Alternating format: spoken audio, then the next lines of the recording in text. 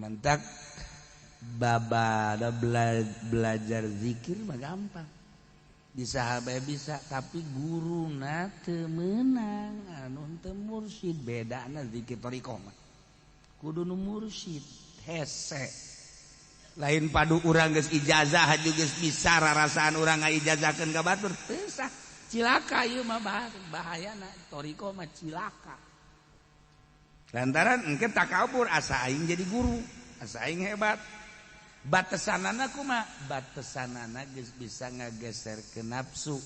mun neuleuh awewe urang ngerenyeg keneh berarti masih jelema biasa lamun neuleuh dunia masih keneh hayang urang masih keneh biasa al qalbu lahul iqbal wal idbar qalbu eta ngabogaan madep jeung mundur badep ketika maksiat mundur ketika taat eta biasa kalbu urang teh mun menghadapi maksiat-maksiat mah madep tapi menghadapi ibadah mundur eta aslina kalbu ketika ku urang diopen diurus nafsuna engke bakal dibalik madep ibadah embung maksiat sanggeus madep kitu encan wajar jadi guru thariqah mah jadi guru encan sakitu geus madep kuari ka Allah tapi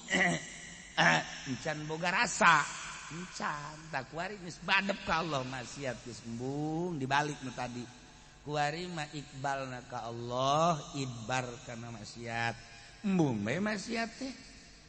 embung bae maksiat teh datang ka embung boga TV lain ku diharamkeun embung bae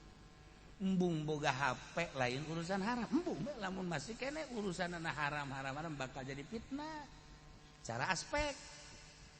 jadi fitnah ieu mah henteu bae embung bae neuleuh awewe teh henteu capek neuleuh awewe teh urang embung neuleuh teh teu capek pan ari dina syariat mangke bakalna capek ai ku urang dideuleukeun ieu haram ai teu dideuleukeun ieu mubazir cak haji pudoli tah mah ceramah sih kos gitu kayak mubaziran segala nah lah iya lain capek tapi masih kene masih diganjar lah berpaling diganjar dengan geus lewat tidinya lewat teu capek neuleuh awewe teh kadeulna mah dideuleukeun berarti tersepi biasa we Ilmukeun dunia dibere geus teuresep ku Allah dibere teresep tak eta teh geus mulai teu kaharti kan sebab urangna raresep jeung encan pernah ngopenan nah engke dibere teresep neuleuh dunia teh terus ijid mulai teh dibere rasa pet lamun geus dibere rasa eta karak meunang jadi mursyid silakeun ngaguru cirina aya 3 cirina nu mandak aya jelema ngaijazah-ijazahkeun zikir kan aya cirina.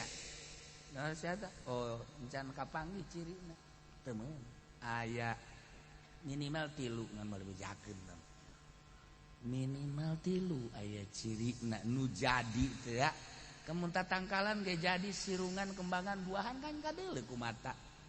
eta ge kadeuleuh ge bakalna cirina si eta zikirna jadi iya A B C lamun encan budakna ijazahkeun zikir bari encan aya ciri jadina sasar bakal mementak zikir mah zikir tapi sasar lamun geus atas nama thariqah kecuali zikir biasa mangga bae bebas sama zikir mah kumaha bagus kudu malah ngan lamun geus asup ka golongan thariqah lain deui engke zikirna sebab eta mah urusanana ndek ninggalkeun 4 perkara 1 dunia 2 makhluk 3 nafsu 4 setan engke setan bisa kadeuleuh ku ahli thariqah setan bisa kadeuleuh biasa ngarupa polisi ngarupa tentara ngarupa kiai ngarupa pedagang bahkan setan mah ya jadi majrodam ngahiji ngaji pendi jadi bae rupana nyana padahal setan asup ka jero asup ka jero setan ya Allah ya Rabb